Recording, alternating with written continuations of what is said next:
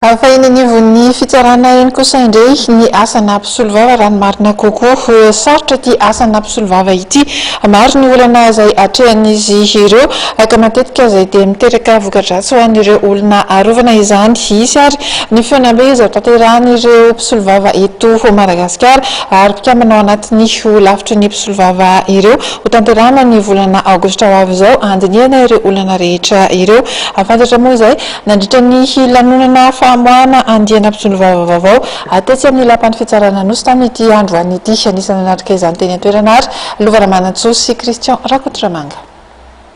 Miatrika olana matetika ireo mpisolovava eo amin'ny fanatanterahana ny asany vokany voahitsakitsaka ny zoan'ireo olona rovany isan'ny noresan'Andriamatora Arson Hubert filohan'io lavitra ny mpisolovava zany taorian'ny fianianana natao ho nandritra ny famoahana ny andiny apinga tetsy amin'ny fitsarana Itenosy. Raha lalam-panorenana zao dia milaza hoe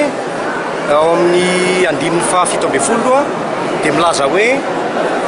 plénitude de défense zany hoe fiarovana manontolo zany lazaina lalam-panorenana fa tsy hoe amin'ny ampahany ihany nefa ny amin'ny fipetraky ny fehezan-dalàna famaizana zany na ny paika ady ho an'ny fanenjehana zany dia mbola maro midikana tsy ahafahan'ny mpisolovava tondra ny fiarovana ny reny vahoaka reny ohatra zany manoloana ny famotorana zany eny amin'ny polisy na gendarmerie dia mbola tsy miatra zay le hoe plénitude zay zany hoe fafana miaro feno fa manatrika an'ilay olona rovany ilay mpiaro midikan'izay plénitude zay lalam-panorenana zay zany dia mbola iadina hevitra fa raha ho anay zany efa malalaka fa na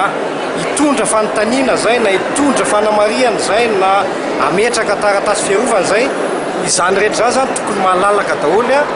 kanefa tsy mbola izay no dikana misy ny lalàna fa lalam-panorenana efa milaza ny zavatra zay. Hodiniana mandritra ny fivorimbe izay ho toto-tsain'ny lavitra ny mpisolovava ny 17 hatramin'ny 20 aogositra ho avy izao ireo olana menjady ny sehatra ny fitsarana sy ireo ho vahaolana amin'izany. Marary tokoa ny sehatra ny fitsarana amin'izao fotoana izao hoy Andriamatoa raha Arson Hubert. Nanamarika ity lanonana famoahana ny andiany apinga ity ny fianianana izay nataon'ireo mpisolovava misa 450 mbola naraka fampiofanana mandritra ny 3 taona any anivon'ny reny cabinet juridique reny izy ireo. Mpisolovava 3 hafa kosa no avy dia mandray ny asany avy hatrany amin'ny mahamatianina azy.